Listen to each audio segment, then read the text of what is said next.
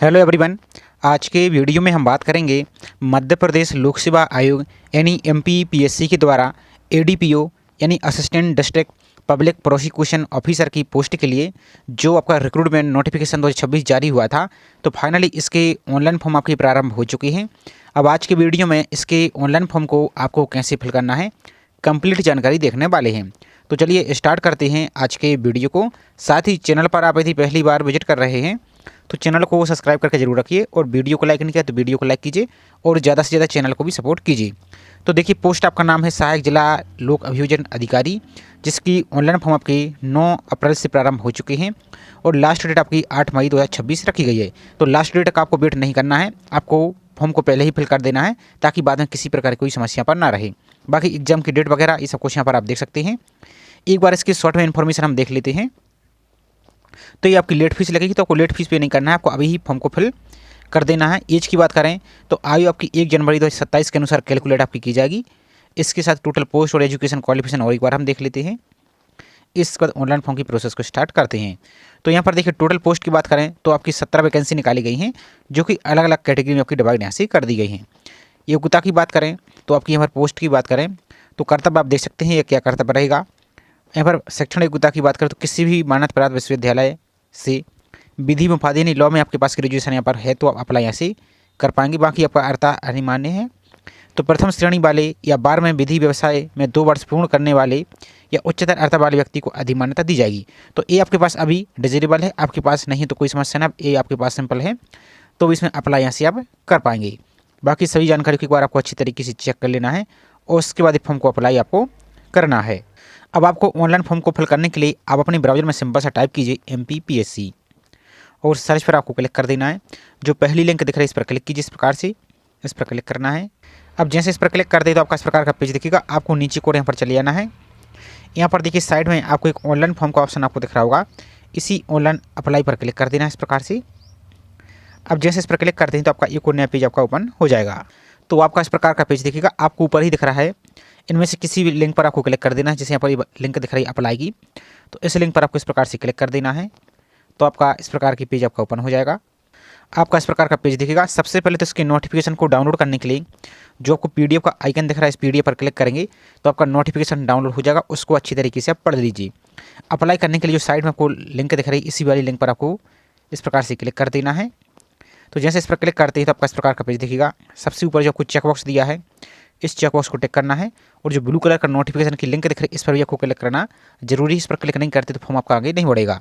तो पहले इस पर टिक कीजिए और इसको इस प्रकार से क्लिक कीजिए, तो आपका नोटिफिकेशन यहाँ से डाउनलोड हो जाएगा। हम पहले से किए हैं तो इसको हम कैंसिल कर देते हैं। सिर्फ आपको इसको क्लिक करना है। इसका देखिए नेक्स्ट आपको आई एक्सेप्ट पर आपको क्लिक कर देना है इस प्रकार से। तो आपका फॉर्म यहाँ से ओपन हो जाएगा। आवेदित पद का नाम दिख रहा है। नेक्स्ट है, क्या अभ्यर्थी विधि में उपाधि धारक हैं, तो इस प्रकार से आप एस करेंगे। यदि नहीं तो नो पर क्लिक करेंगे तो देख सकते हैं इसके लिए आप एलिजिबल नहीं रहेंगे, तो इसको एस ही करना है आपको। इसके बाद देखिए नेक्स्ट आपकी विधि में उपाधि का प्रकार, तो आपकी जो ग्रेजुएशन आपने किस प्रकार से किया है। विधि 3 वर्षीय पाठ्यक्रम था आपका, ये आपका जो 5 वर्षीय इंटीग्रेटेड कोर्स है जो भी आपके पास है, इनमें से आप टिक करेंगे। तो जो भी आपके पास है वो टिक कीजिए। हम इस तरफ सैंपल के लिए डेमो पर्पज से आपको फॉर्म दिखा रहे हैं, तो आपके अनुसार आपको जो भी क्वालिफिकेशन वो यहाँ पर आप टिक करेंगे। इसका देखिए नेक्स्ट है, क्या अभ्यर्थी विधि में उच्च अर्हता धारक है, यदि है तो हाँ इस प्रकार से, यदि नहीं तो नो पर क्लिक करेंगे तो कोई यहाँ पर समस्या नहीं है। अब इसका देखिए नेक्स्ट है, क्या अभ्यर्थी विधि व्यवसाय में 2 वर्षों का पूर्ण अनुभव रखता है, यदि आपके पास है तो इस प्रकार से यस करेंगे। तो फिर यहाँ पर आपको अपना एक्सपीरियंस दर्ज करना होगा, पद का नाम, संस्थान का नाम, सेवा अवधि दिनांक से कब तक आपने कब तक किया है, यहाँ पर प्रमाण पत्र क्रमांक और अनुभव पत्र दिनांक, ये सब कुछ फिल करेंगे। और यदि नहीं तो नो पर आप क्लिक कर देंगे इस प्रकार से, तो कोई आपको समस्या यहाँ पर नहीं है। अब इसके बाद देखिए नेक्स्ट है, आपकी पर्सनल इन्फॉर्मेशन और सभी जानकारी 10th के सर्टिफिकेट के अनुसार फिल करना है। और आपको हम पहले क्लियर कर दें, आपके फर्स्ट नाम में कोई सुधार नहीं होगा, आपको नाम सही स्पेलिंग फिल करना है आपको। तो इस प्रकार से अपना नाम का स्पेलिंग फिल कीजिए, 10th के अनुसार आपको इस प्रकार से फिल करना है। इसके बाद देखिए नेक्स्ट है मिडिल नेम, यदि आपका नाम मिडिल नेम है 10th के सर्टिफिकेट में तो फिल कीजिए, नहीं तो इसको खाली छोड़ दीजिए। इसी प्रकार से सरनेम यानी लास्ट नेम आपके सर्टिफिकेट में लिखा है तो फिल कीजिए, नहीं तो इसको खाली छोड़ दे रहा है। नेक्स्ट आपका जेंडर, आपकी जो भी जेंडर इस प्रकार से सिलेक्ट कीजिए। नेक्स्ट आपकी डेट ऑफ बर्थ, तो आपको इस प्रकार से कैलेंडर पर यहाँ पर सिलेक्ट करना है आपको। तो जो ईयर दिख रहा है इस प्रकार से ईयर को सिलेक्ट करेंगे, आपका जो भी ईयर है इस प्रकार से। यहाँ पर आपको डेट सेलेक्ट करना है, जो भी आपकी डेट है इस प्रकार से अपनी डेट को सिलेक्ट करेंगे और जो भी यहाँ पर है तो इस प्रकार से इसको सिलेक्ट आप कर देंगे। इसके बाद देखिए नेक्स्ट आपके फादर का नाम, तो जैसा स्पेलिंग 10th के सर्टिफिकेट में लिखा है सेम फिल कीजिए। आपकी मदर का नाम फिल कीजिए। नेक्स्ट, क्या अभ्यर्थी विवाहित हैं? यदि विवाहित हैं तो एस करेंगे। फिर आपको पत्नी का नाम यहाँ पर या पति पत्नी का नाम, इसके जीवित बच्चों की संख्या पर फिल करेंगे इस प्रकार से जितनी है, या 0 है तो 0 इस प्रकार से, या मान लीजिए 1 है तो इस प्रकार से फिल करेंगे। नेक्स्ट, बाकी सभी जानकारी आपको फिल करना होगा। यदि विवाहित नहीं, सिंपल आपको पर क्लिक कर देना है। इसके बाद देखिए नेक्स्ट, मूल सूचना का विवरण। तो क्या अभ्यर्थी मध्य प्रदेश का मूल निवासी? यदि हैं तो यस करेंगे, यदि नहीं है तो नो पर क्लिक करेंगे। फिर आपको रिजर्वेशन नहीं मिलेगा, सिर्फ यूआर से ही आप अप्लाई कर पाएंगे। लेकिन यदि मध्य प्रदेश के मूल निवासी तो एस पर क्लिक करेंगे। अब आपकी जो भी कैटेगरी है इस प्रकार से अपनी कैटेगरी को सिलेक्ट करेंगे। जैसे यूआर है तो यूआर, एससी है तो एससी। अब जैसे यहाँ पर कैटेगरी सेलेक्ट करते हैं एससी या एसटी जो भी, तो आपका जो कास्ट का नाम है, आपकी जाति का नाम है, जाति प्रमाण पत्र पर आपको लिखा होगा तो वही कास्ट का नाम फिल करना है। इसी प्रकार से एसटी हैं तो एसटी, और ओबीसी हैं तो फिर आपको ओबीसी के लिए, यदि आप नॉन क्रीमी लेयर में आते हैं तो इस प्रकार से एस करेंगे। यदि क्रीमी लेयर में आती है तो एस करेंगे, यदि नॉन क्रीमी लेयर में आती है तो नो पर क्लिक करना है। तो आपकी कैटेगरी यहाँ पर ओबीसी आपको देखने को मिल जाएगी। अब जैसे आप नॉन क्रीमी लेयर सेलेक्ट करते हैं तो आपकी जो भी कास्ट है, कास्ट का नाम यहाँ पर आपको फिल करना है। इसके बाद देखिए नेक्स्ट है आपकी जाति प्रमाण पत्र की जानकारी, कास्ट सर्टिफिकेट की जानकारी। तो जो आपका जाति प्रमाण पत्र वो किसके द्वारा जारी किया गया है, तो आपका जैसे एसडीओ के द्वारा, तो इस प्रकार से एसडीओ फिल करेंगे, या एसडीएम के द्वारा, जिसके द्वारा भी जारी किया गया। आपका जो जाति प्रमाण पत्र जब देखेंगे तो उसमें उनका कार्यालय का नाम लिखा रहता है, office of sub division revenue, इस प्रकार से उनका सील लगा रहेगा और उनका साइन भी यहाँ पर रहेगा। तो वही आपको फिल करना है यहाँ पर। अब आपका जो जिला, किस जिले से आपने जाति प्रमाण पत्र अपने बनवाया है, तो उस जिले का नाम इस प्रकार से फिल करेंगे।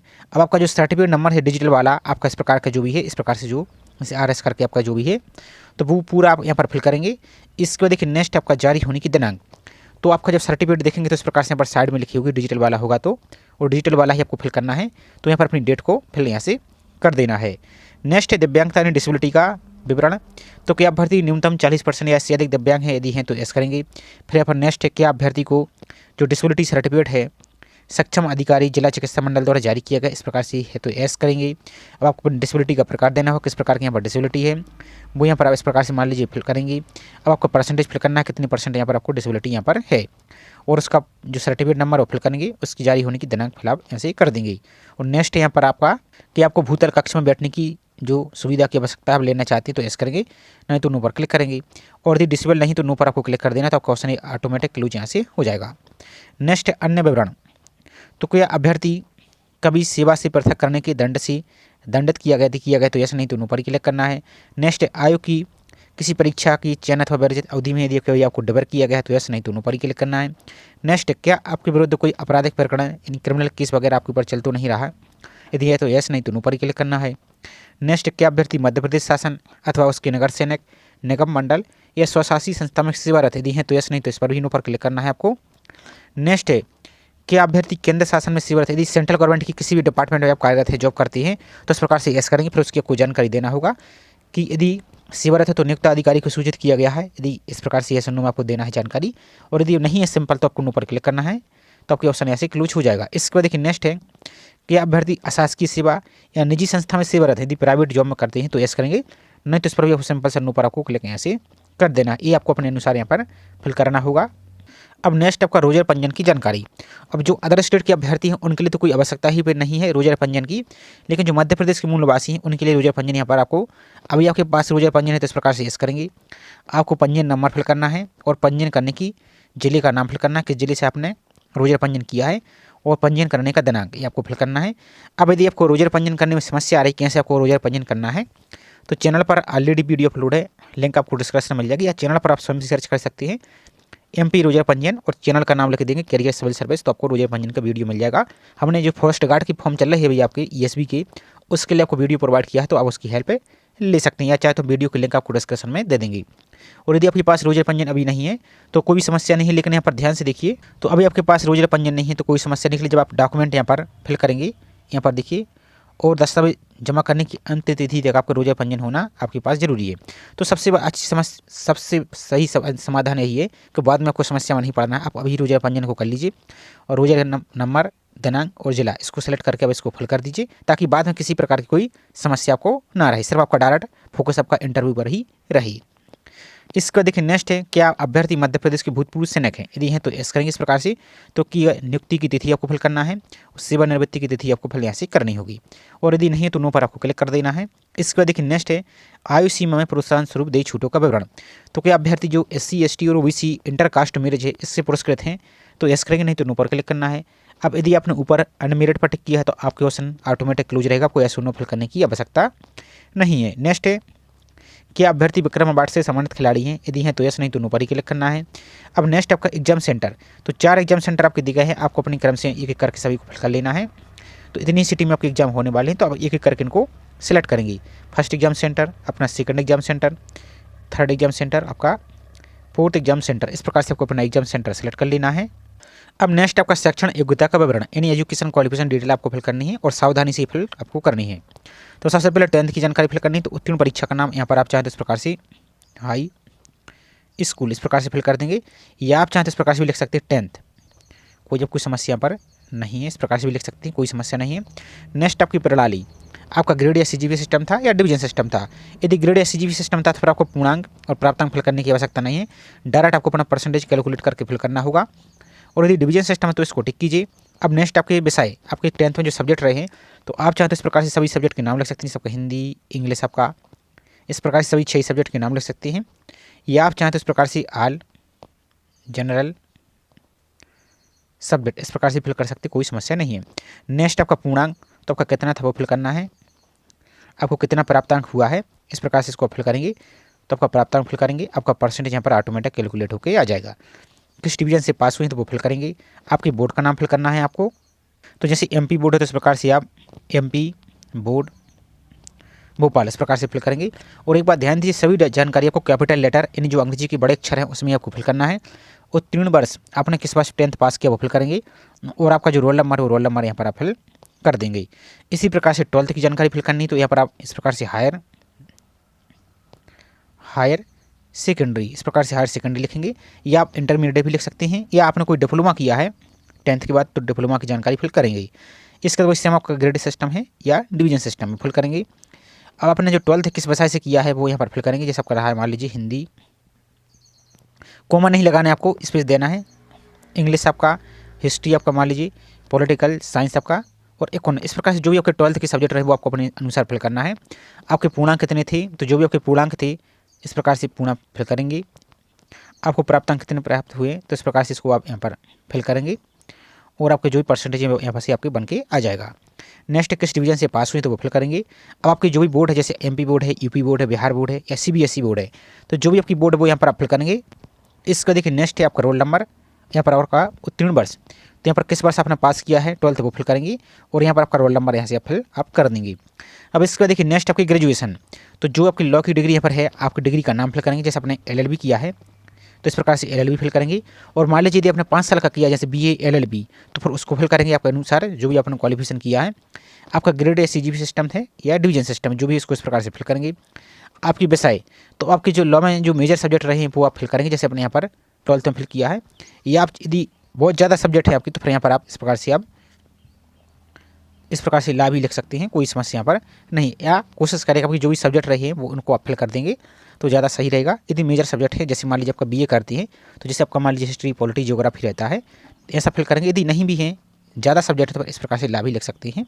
इसका देखिए नेक्स्ट पूर्णांक, तो आपके जो भी पूर्णांक प्राप्त हैं आपके वो फिल करेंगे, आपको प्राप्तांक परसेंटेज और किस डिवीजन से पास हुए हैं, फर्स्ट से सेकंड से थर्ड से। आपके अपनी यूनिवर्सिटी का नाम फिल करेंगे यहाँ पर, उत्तीर्ण वर्ष और अपना रोल नंबर, इसको आपको ध्यान से फिल आपको कर देना। इसका देखिए नेक्स्ट है आपका सेवा का विवरण, तो आपका ऑटोमेटिक क्लोज रहेगा। अब नेक्स्ट है यात्रा भत्ता का विवरण, तो क्या आप यात्रा भत्ता का लाभ लेना चाहते हैं जिसमें केवल मध्य प्रदेश के मूल निवासी और जो SC हैं ST हैं OBC नॉन क्रीमी लेयर हैं और दिव्यांगजन हैं, यदि लेना चाहते तो एस करेंगे इस प्रकार से, और नहीं भी लेना चाहते तो नो करेंगे। लेकिन आपको यहाँ पर पासबुक अपलोड आपको करना जरूरी रहेगा, तो इसे हमारी एस कर देते हैं। अब नेक्स्ट आपके बैंक का नाम, तो जो भी आपकी बैंक है बैंक का नाम फिल कीजिए, ये आपकी पासबुक का लिखा रहेगा, इस प्रकार से बैंक का नाम इस प्रकार से फिल कीजिए आप, आपका जो भी बैंक है वो लिखेंगे। IFSC कोड, तो ये आपके बैंक की जो पासबुक का फ्रंट पेज है उस पर लिखा मिल जाएगा। शाखा का नाम, ब्रांच का नाम भी आपको पासबुक का लिखा मिल जाएगा, ब्रांच कोड भी आपको पासबुक का लिखा मिल जाएगा। खाता धारक का नाम, अब यहाँ पर एक बात ध्यान आपको जरूर देना है, क्या तो जो नाम आपने यहाँ पर स्टार्ट में फिल किया, जैसे मान लीजिए फॉर एग्जाम्पल मैंने ये नाम फिल किया है, नाम फिल करने के बाद यहाँ पर देखिए एक आपको स्पेस इस प्रकार के यदि आपका आ गया है तो इसको आपको रिमूव कर देना, नहीं तो आपको आगे फॉर्म सबमिट नहीं होगा इस प्रकार से। और यहाँ पर भी सेम नाम फिल करेंगे। जब आप यहाँ पर आपका जो भी नाम इस प्रकार से मान लीजिए इस प्रकार से, और यहाँ पर यदि एक स्पेस हो जाता है तो आपका नाम मिसमैच रहेगा, आपको दोबारा से एक एरर दिखेगा कि कृपया खाता धारक का नाम एंटर करें, तो आप परेशान हो जाएंगे। तो यदि इस प्रकार का ये मैसेज स्पेस आपको दिख रही है, आपको दिखा देती जूम करके, यदि ये आपको स्पेस दिख रहा है तो इसको आपको इस प्रकार से रिमूव कर देना है, तो आपका फॉर्म यहाँ पर सबमिट हो जाएगा, कोई समस्या पर नहीं आएगी। इसका देखिए आपका अकाउंट नंबर यानी खाता संख्या आपको फिल कर देना है। अब इसके बाद देखिए नेक्स्ट आपकी बैंक का पासबुक, तो जो बैंक की पासबुक फ्रंट पेज जिसमें आपका नाम भी लिखा है, फोटो भी है और आपका अकाउंट नंबर दिख रहा है, तो उसको स्कैन करके 200 KB तक JPG फॉर्मेट में और चूज़ फाइल पर क्लिक करके इसको आप अपलोड करेंगे। अब इसके बाद आगे आपको हम डायमेंशन दिखा देंगे, तो उसको आप उस आधार पर सेट करके आप इसको अपलोड कर पाएंगे। इसके बाद देखिए नेक्स्ट है आपका वर्तमान पता, तो जो कोरस्पॉन्डिंग एड्रेस है वो फिल करेंगे। तो आपका जो भी राज्य है इस प्रकार से राज्य को फिल करेंगे। नेक्स्ट आपका जिला, जो भी आपका जिला इस प्रकार से जिले को फिल करेंगे। आपका पूरा एड्रेस आपको फिल कर देना, मकान नंबर, गली, मोहल्ला, कॉलोनी सब कुछ फिल कर देना है। आपका जो पिन कोड वो फिल कीजिए। लैंडमार्क कोई जैसे स्थायी पहचान चिन्ह है तो वो फिल कीजिए, यदि नहीं है तो नो मार्क फिल कर देंगे। नेक्स्ट आपका स्थायी पता जिसमें आपके बैलेट डॉक्यूमेंट हैं, यदि आपका वर्तमान पता और स्थायी पता दोनों सेम है तो उसको टिक करेंगे, तो ऑटोमेटिक यहाँ से क्लूज आपका हो जाएगा, यानी कॉपी हो जाएगा, यहाँ पर फिल हो जाएगा। और यदि अलग अलग है तो इसको टिक नहीं करना है, आपको अलग अलग यहाँ पर फिल कर दीजिए। इसके बाद देखिए नेक्स्ट है आपका फ़ोटो, तो आपकी जो पासपोर्ट साइज़ की फ़ोटो है मिनिमम 20 KB, अधिकतम 100 KB तक, और JPG फॉर्मेट में आपको फोटो को अपलोड करना है। अब इसका पहले एक बार हमको डायमेंशन दिखा देते हैं कैसे इसको क्या रिसाइज करेंगे। तो इसका डायमेंशन देखिए, इसके पहले जो MPPSC के फॉर्म फिल हुए थे उसके लिए हमने डायमेंशन निकाल के रखा है। अब इसको इस प्रकार से रिसाइज कर सकते हैं, जैसे पिक्सल इसका जो विड्थ है, जैसे फोटो रहेगी इस प्रकार की फोटो रहेगी, तो आपकी जो ये वाली नीचे वाली हाइट है विड्थ यानी चौड़ाई, तो उसको 414/509 रख सकते हैं। ये जरूरी नहीं है क्योंकि नोटिफिकेशन इन्होंने कुछ भी क्लियर नहीं किया है, तो इस हम अपनी तरफ से बता रहे हैं, तो इसको कम ज़्यादा भी कर सकते हैं, आपके अनुसार इसको कम ज़्यादा कर लेना है। और इसकी साइज लगभग 80 से 90 KB के आसपास रखिए, तो फोटो आपकी एकदम प्रॉपर दिखेगी और आपकी फोटो भी ब्लर नहीं होगी। इसी प्रकार से आपको सिग्नेचर का डायमेंशन, ये आपकी चौड़ाई रहेगी 591, 236 आपकी हाइट रहेगी, और इसको भी लगभग 70-80 KB के आसपास कीजिए। ये आपका जो पासबुक है, पासबुक की जो फ्रंट पेज है आपका जो, तो उसकी साइज रखेंगे आप चौड़ाई 800, इस प्रकार की 800 रखेंगे, और जो हाइट है इसको आप 700 रख देंगे, और 85 से 90 KB के आसपास इसको रिसर्च कीजिए। और रिसर्च करने के बाद एक बात ध्यान देना है, आपकी जो फाइल का नाम होता है इस प्रकार से सभी के मोबाइल में सिस्टम रहता है, तो जो रीनेम का ऑप्शन दिख रहा है इस प्रकार से, यदि यहाँ पर कुछ भी लिखा है जैसे ये दिख रहा है, तो सभी को रिमूव करके आपको जो फोटो है तो फोटो लिख देंगे, सिग्नेचर है तो सिग्नेचर रख देंगे, और बाकी जितना जो स्पेस दिख रहा है इस प्रकार से मान लीजिए इसको रिमूव कर देंगे और फिर आप अपलोड करेंगे। तो ये सिर्फ हमने आपको अपनी तरफ से बताया, इसको आप कम ज़्यादा भी कर सकते हैं पिक्सल को, और फिर यहाँ पर आप इसको अपलोड आप करेंगे। अब बात आती है रिसर्च करने की, कैसे रिसर्च करेंगे। तो चैनल पर बहुत सारी वीडियो अपलोड हैं, उसकी किसी एक वीडियो की लिंक आपको हम डिस्क्रिप्शन में दे देंगे। तो सिर्फ उस टूल में आपको जो डायमेंशन दिया वो यहाँ पर फिल कर देंगे और अपनी इमेज को रिसर्च करके डॉक्यूमेंट को आप यहाँ से अपलोड करेंगे। तो यहाँ पर अपनी फोटो को अपलोड करेंगे, और यहाँ पर जो चेकबॉक्स दिया है आपको सही से दिख रहा है तो उसको टिक कर देंगे। अब नेक्स्ट आपका एक्टिव मोबाइल नंबर, और मोबाइल नंबर आपको सही फिल करना है, गलत नहीं होना चाहिए, नहीं तो बाद में फॉर्म आपका एडिट नहीं होगा। तो आपका मोबाइल नंबर फिल करना है, आपकी अपनी ईमेल आईडी सही फिल करना है, और आपको जो चेकबॉक्स दिया है इसको टिक करना है। अब नेक्स्ट आपका सिग्नेचर, तो सेम आपको सिग्नेचर की आपको अपने डायमेंशन बता दिया है, तो सिग्नेचर को यहाँ पर चूज फाइल पर क्लिक करके अपने सिग्नेचर को अपलोड करेंगे आप। तो इस प्रकार से आपका सिग्नेचर भी दिखेगा, इसी प्रकार से आपकी फोटो भी दिखेगी। और यहाँ पर नाम देखिए, जैसे नाम दिख रहा है तो छोटा सा नाम दिख रहा है, इसी प्रकार से आपको भी नाम यहाँ पर रिसर्च करना। जो चेकबॉक्स दिया है सामने यहाँ पर चेकबॉक्स, इस चेकबॉक्स पर को इस प्रकार से टिक कर देना है। और आपको जो कैप्चा दिख रहा है इस कैप्चा को यहाँ पर फिल करके नेक्स्ट पर आप क्लिक यहाँ से कर देंगे। लेकिन नेक्स्ट पर क्लिक करने के बाद पहले एक बार पूरे फॉर्म को आप अच्छी तरीके से रिव्यू कर लीजिए, चाहे आप कहीं साइबर कैफे से फिल करा रहे हो या स्वयं से फिल कर रहे हो, ताकि यदि नाम में खासकर मिस्टेक नहीं होनी चाहिए। यदि नाम में मिस्टेक हो जाती है सभी डिटेल तो आप एडिट कर पाएंगे, लेकिन फिर आपका जो नाम है वो एडिट नहीं होगा, इसलिए इस बात का आपको ध्यान जरूर रखना है। और फोटो के बारे में कुछ यहाँ पर गाइडलाइन दे दी गई है, तो फोटो आपको वाइट बैकग्राउंड की अपलोड करना, और कोशिश कीजिए फोटो आपकी 3 माह से ज़्यादा पुरानी ना हो, और फोटो में आपका नाम भी लिखा रहे और डेट लिखी रहेगी तो ज़्यादा सही आपको रहेगा। और आपको टोपी, हेड कैप, डार्क चश्मे, ये सब कुछ आपको नहीं लगाना, और ना ही आपको सेल्फी फोटो भी अपलोड आपको करनी है। यदि ऐसा करते तो आपका फॉर्म रिजेक्ट हो सकता है। तो इसको कैप्चा को फिल करके आपको नेक्स्ट पर क्लिक आपको कर देना है। तो इसके बाद देखिए आपको इस प्रकार की पॉपअप आएगा, इसमें आपका नाम रहेगा, फादर नेम, मदर नेम, आपका नाम, डेट ऑफ बर्थ, जेंडर, ये सब कुछ यहाँ पर रहेगा, कैटेगरी। और यहाँ पर आपको देख सकते हैं ओके दिख रहा है। अब खासकर इस जानकारी में ही कोई मिस्टेक नहीं होनी चाहिए, यदि इसमें मिस्टेक है तो कैंसिल पर क्लिक करके इसको आप एडिट कर लेंगे, और आपका सब कुछ सही है तो फिर आपको ओके पर आपको सिंपल सा क्लिक आपको कर देना है। इसके बाद पूरा फॉर्म आपका सबमिट हो जाएगा। इस प्रकार का देखिएगा वाटरमार्क का भुगतान नहीं है, तो आपको एक ऊपर एप्लीकेशन नंबर दिखेगा, आपको एप्लीकेशन नंबर को नोट कर लेना है। नोट करने के बाद आपको नीचे को चले जाना है। तो अब आपकी जो भी फीस है, चूँकि यहाँ पर हम रिजर्व कैटेगरी से अप्लाई कर रहे हैं तो इस प्रकार से 250, और 40 रुपये पोर्टल चार्ज, इस प्रकार से 290 रुपये आपको दिखेगी। यदि आप UR से अप्लाई करते हैं तो आपको अलग फीस दिखेगी, 540 रुपये के आसपास आपको दिखेगी। तो अब आपको अपनी फीस को पेमेंट कर देना है और जो ऊपर की ओर एप्लीकेशन नंबर भैया आपको हमने बताया उसको जरूर नोट कर लेना है।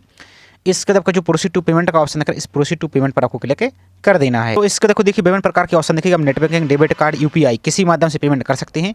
जैसे UPI से करना है तो UPI पर टिक कीजिए। आप पेटीएम या जो सेकंड ऑप्शन दिख रहा है जीपे, फोनपे, पेटीएम, इस वाले ऑप्शन पर यहाँ पर सेकंड वाले ऑप्शन पर आप क्लिक कर देंगे। क्लिक करने के बाद यहाँ पर आपको 290 रुपये आपको फीस देखने को मिल जाएगी। अब यहाँ पर आप नेट बैंकिंग या UPI, जैसे UPI से पे करना है तो UPI पर यहाँ पर सिंपल से आप क्लिक करेंगे। अब यहाँ पर UPI या QR कोड देखिएगा आपको, तो जैसे QR कोड से करना है तो QR कोड पर क्लिक करेंगे, आपको QR कोड शो हो जाएगा। उस QR कोड को स्कैन करके आप अपनी फीस को यहाँ से पेमेंट कर दीजिए। पेमेंट करने के बाद आपको बैक नहीं होना है, कुछ टाइम तक इसी पेज पर आपको बने रहना है, तो ऑटोमेटिक आप फॉर्म यहाँ पर आपका सबमिट आपका हो जाएगा। अब फॉर्म सबमिट करने के बाद यदि आप वहाँ से फीस पेमेंट नहीं कर पाए मान लीजिए, तो इस वाले ऑप्शन पर क्लिक करके आपने जो एप्लीकेशन नंबर नोट किया वो फिल करेंगे और डेट ऑफ बर्थ फिल करके आप यहाँ से फीस पेमेंट कर सकते हैं। और यदि आपने फीस पेमेंट कर दिया दोबारा से फॉर्म को रिप्रिंट करके चेक करना चाहते हैं, कोई जानकारी मिस्टेक तो नहीं है, तो इस वाले ऑप्शन पर क्लिक करेंगे आप और आपका जो एप्लीकेशन नंबर है, आपका ईमेल ID और मोबाइल नंबर भी सेंड कर दिया जाएगा पेमेंट कन्फर्मेशन का।